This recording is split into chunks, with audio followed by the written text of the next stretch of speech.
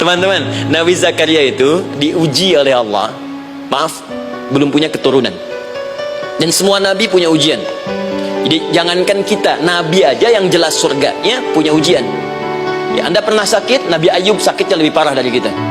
Ya, Anda di keluarga belum ada keturunan, Nabi Zakaria pernah lebih daripada kita. Sampai rambutnya memutih, fisiknya sudah letih, dan menurut medis, maaf sekali, istrinya divonis tidak mungkin punya keturunan, monofus dan mandul, mustahil. Secara klinis, gak mungkin. Secara medis, tidak mungkin. Maka Allah tunjukkan satu isyarat yang sangat luar biasa. Jika Anda mendapati situasi makhluk mengatakan ini mustahil dan sudah angkat tangan, ini tanda pertama dari Allah, langsung tinggalkan pendapat manusia, langsung memohon kepada Allah. Maka turunlah beritanya di Quran surah ketiga Ali Imran ayat 38 sampai 39. Paling kanan sebelah atas di mushaf. Sekarang perhatikan kalimatnya, saya mau sambungkan dengan Al-Fatihah tadi. Hunalika da'a Zakaria rabbah. Di mihrabnya Nabi Zakaria solat bermohon kepada Allah.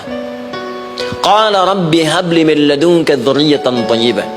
Kemudian ia berdoa, Rabbi habli, ya Allah yang maha memberi tanpa batas.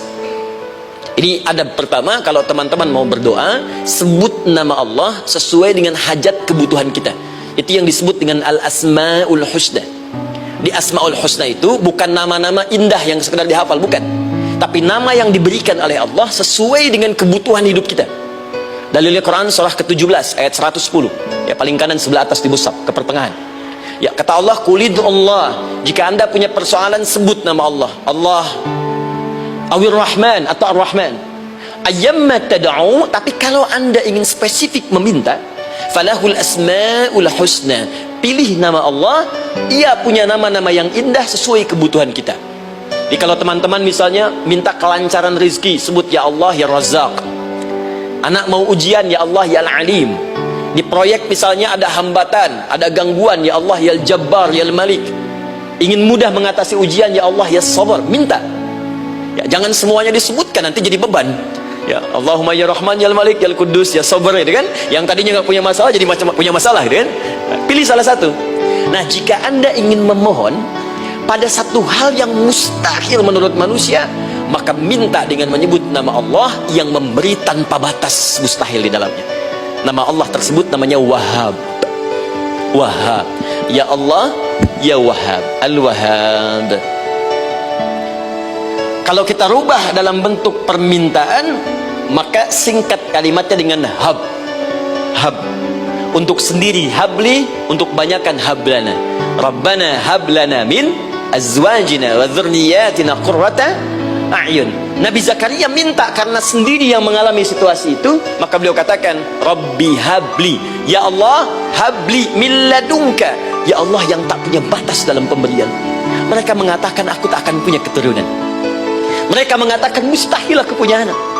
Dan aku yakin kau memberi batas tanpa memberikan pemberian tanpa batas. Aku mohon darimu saja, darimu saja, dzurriyyatan thayyibah, keturunan-keturunan terbaik. Innaka sami'ud du'a, engkau pasti mendengar doa saya.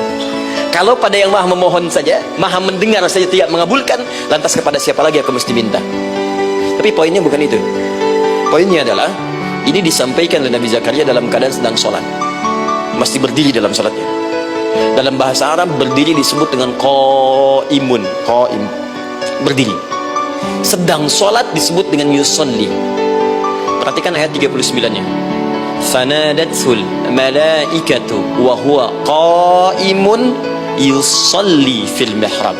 Maka seketika ketika doanya selesai dipanjatkan, sholatnya belum selesai.